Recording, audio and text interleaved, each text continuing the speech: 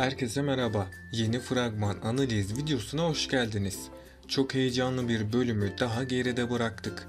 Peki dizimizin yeni bölümünde bizleri neler bekliyor? Zeynep ölecek mi? Sakine veya Nermin Zeynep'i koruyabilecek mi? Mehdi Zeynep'in peşini bırakacak mı? Barış ile Mehdi arasında yeni bir savaş mı başlıyor? Hepsinin cevabını ve gelecek bölümlerdeki ayrıntıları kaçırmamak için videoyu sonuna kadar dikkatle izlemeyi unutmayalım lütfen.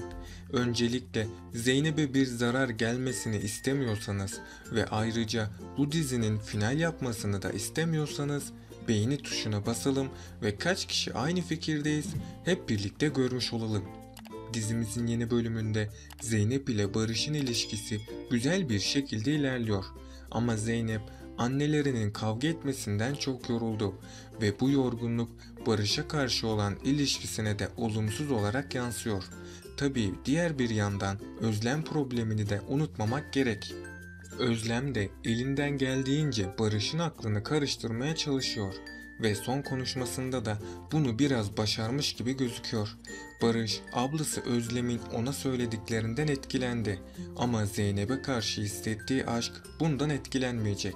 Zeynep ve Barış ilişkilerini tüm bu olumsuzluklara rağmen yürütmek isteyecekler. Mehdi, Zeynep'e olan aşkı ve sevgisinden bir türlü vazgeçemiyor. Benal ise kızı Müjgan ve kocası Mehdi ile mutlu bir aile olmak istiyor. Ama bunu Mehdi'nin kabullenmesi biraz zaman alacak. Çünkü Mehdi Benal'i sadece kızının annesi olarak olduğu için sahipleniyor.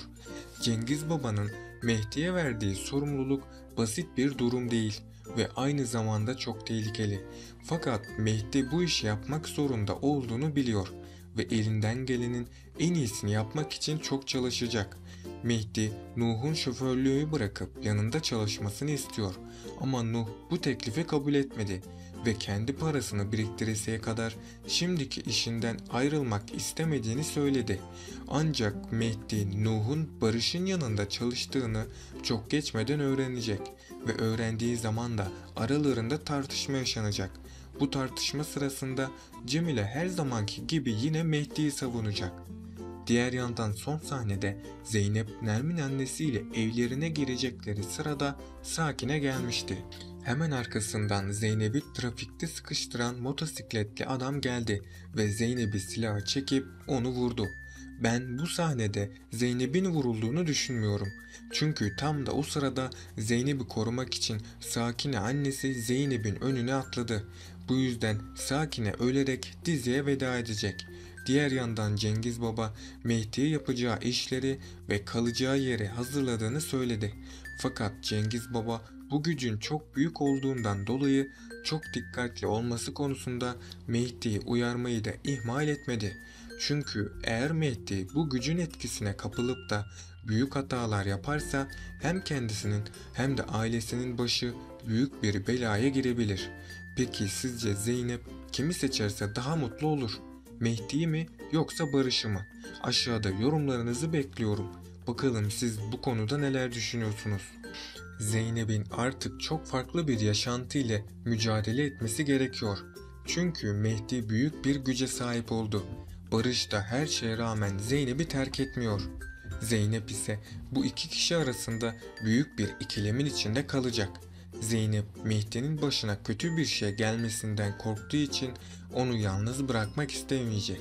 Barış'a da aşık olduğundan onu asla bırakamayacak. Büyük ihtimal ile Zeynep, Mehdi ile görüşmeye devam etse de ona asla bir şans vermeyecek.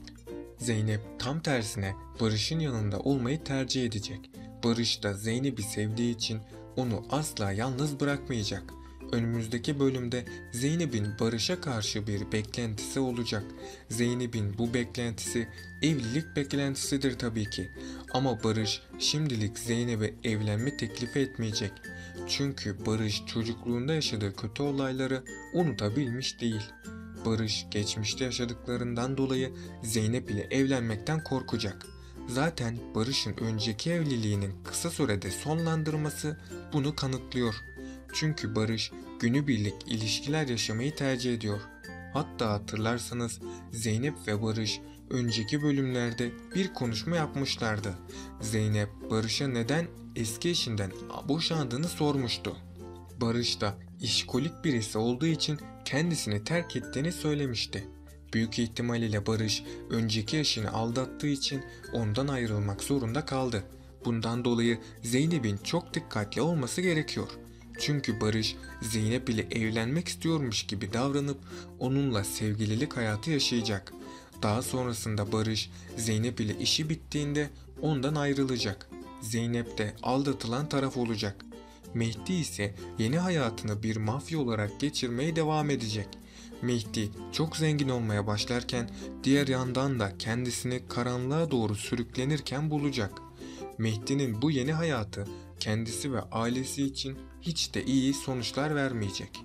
Hatta önümüzdeki bölümlerde Mehdi iyice suça bulaşmış olacak. Mehdi bu yüzden yeni düşmanlara sahip olacak.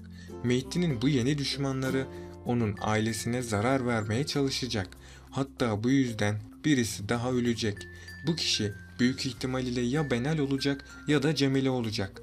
Eğer Benal ölürse Mehdi yine Zeynep'e dönmeye çalışacak. Mehdi bebeğinin annesinin Zeynep olmasını isteyecek.